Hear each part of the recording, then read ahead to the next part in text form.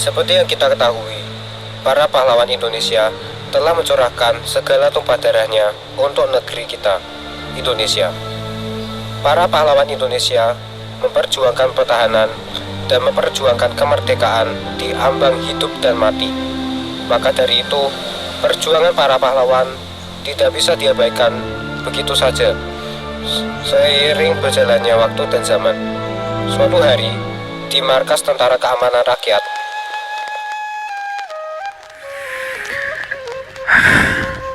saya benar-benar merasa heran. Seakan-akan ada 100 pertanyaan yang lewat di benak saya.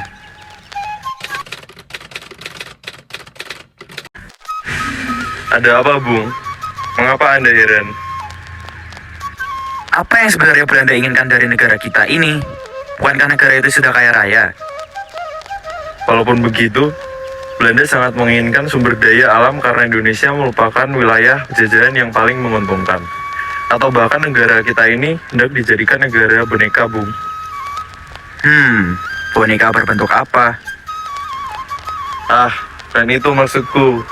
Maksudku, negara yang secara resmi merdeka dan diakui kedaulatannya, tetapi secara de facto berada di bawah kontrol negara lain. Oh, betul juga. Namun, apa kurang kaya toh mereka? 3,5 abad mereka mencampakkan negara Indonesia hingga ke dasar jurang kepedihan. Semua kekayaan kita dirampas oleh mereka. 3,5 abad dan mungkin akan terus berlanjut. Karena mereka akan menjajah kita lagi.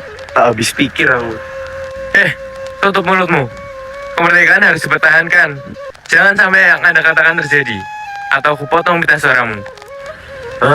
Bicaramu kasar sekali. Bagaikan buah nanas yang belum dikupas. Kemarin saya dapat berita panas bahwa di beberapa daerah perlawanan sudah dimulai. Dan saat ini, posisi Belanda dan Nika ada di Pulau Jawa.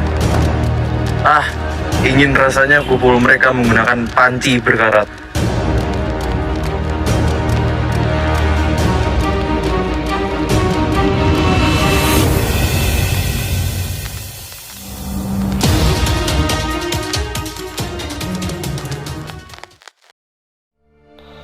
selagi mereka berbincang tanpa henti, tiba-tiba datanglah Brigadir Battle dan Ajudan Richard ke tempat di mana tawanan Jepang dipenjara.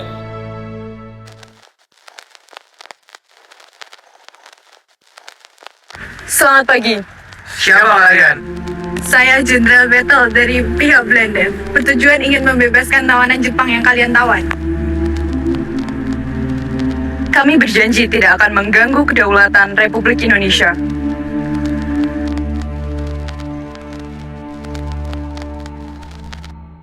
Setelah memikirkan beberapa pertimbangan, akhirnya para penjaga tawanan membebaskan tawanan Jepang tersebut.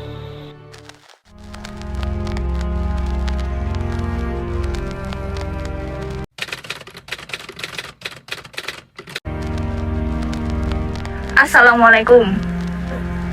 Waalaikumsalam. Silakan duduk. Ada keperluan apa, Bung Oni? Begini Pak, dapat berita bahwasanya Belanda dan Nisa telah mendarat di Magelang tadi pagi. Lalu?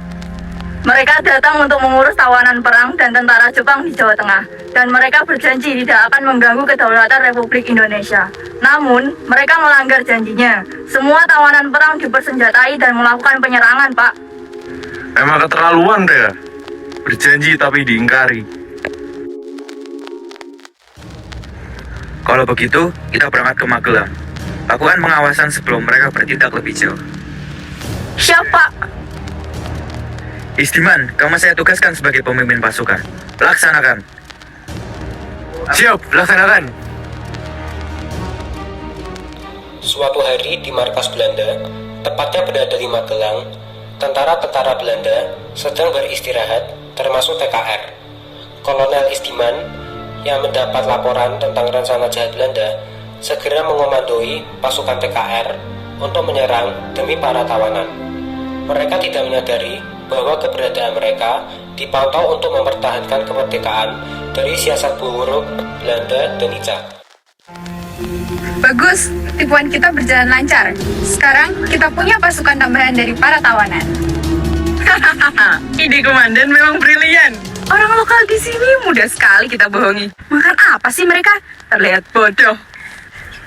Paling hanya batu dicampur tanah. Tetapi kita tetap harus berwaspada.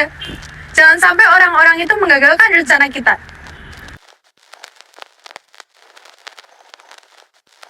Hei kalian berdua, Hormat, bagaimana keadaan markas? Apakah aman?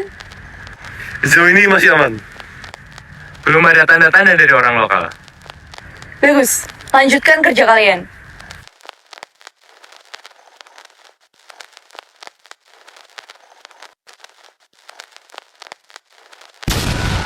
Kita Islam. Lari, lari! Kurang ajar. Semuanya, cepat bergerak. Kita sudah dikepung. Pasukan Belanda dan Nica lari dari markas. Kemudian markas diduduki oleh pasukan TKR. Saudara sekalian, kini kita telah berhasil mengusir mereka dari Magelang.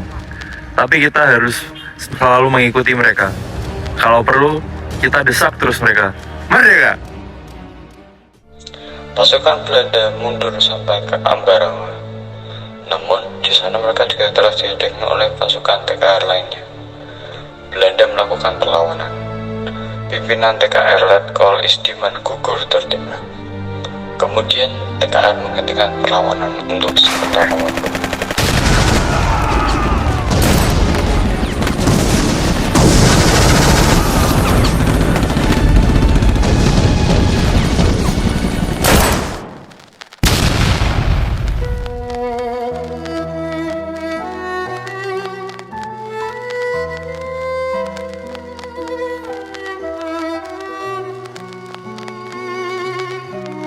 Innalillahi wa inna ilaihi rajiun.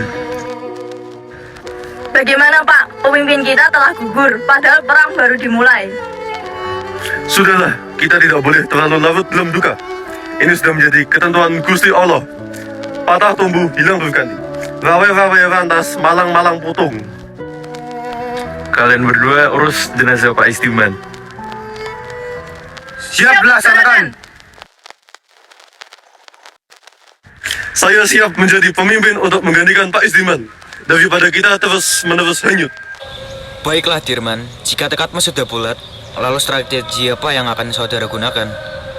Dalam situasi seperti ini, ditambah keadaan Ambarawa yang dikelilingi hutan-hutan, pastilah Belanda akan mudah kita kepung. Karena medan seperti ini sudah menjadi makanan sehari-hari pasukan TKR. Oleh karena itu, kita akan kepung dan jepit mereka di suatu wilayah, sehingga mereka terdesak dan mundur.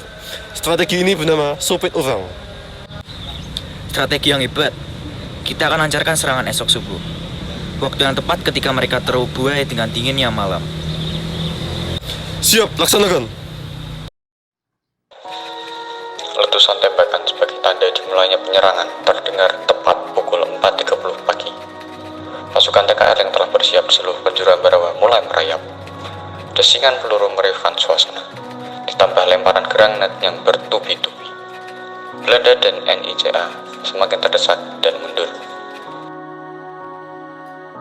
Mulai saat itu, peristiwa tersebut dinamakan Palagan Ambarawa dan diperingati setiap tanggal 15 Desember untuk mengenang pertempuran Ambarawa.